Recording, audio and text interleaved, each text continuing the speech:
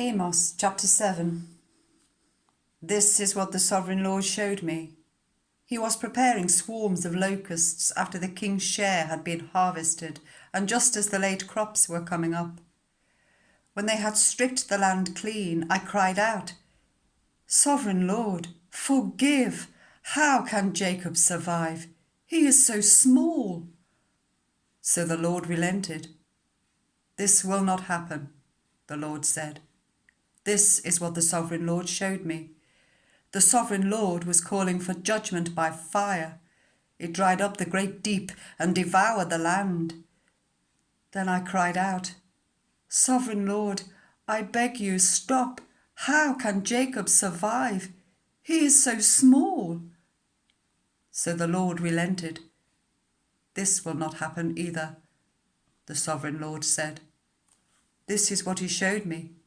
The Lord was standing by a wall that had been built true to plumb, with a plumb line in his hand, and the Lord asked me, "What do you see, Amos?"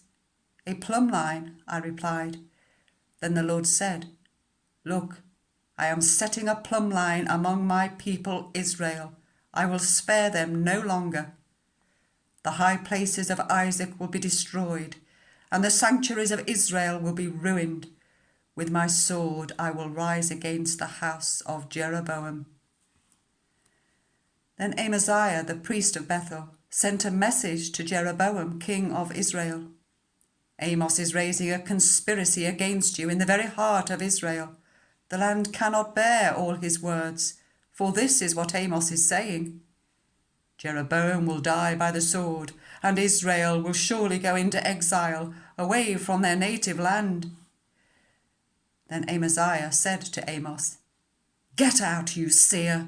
Go back to the land of Judah. Earn your bread there and do your prophesying there.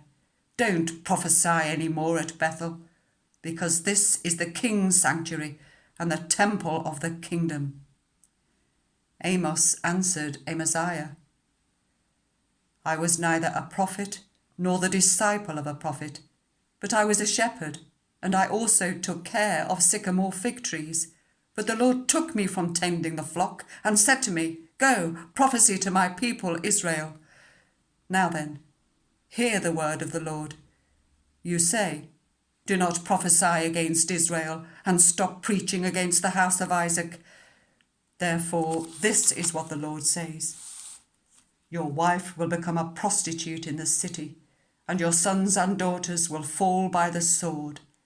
Your land will be measured and divided up, and you yourself will die in a pagan country, and Israel will surely go into exile, away from their native land."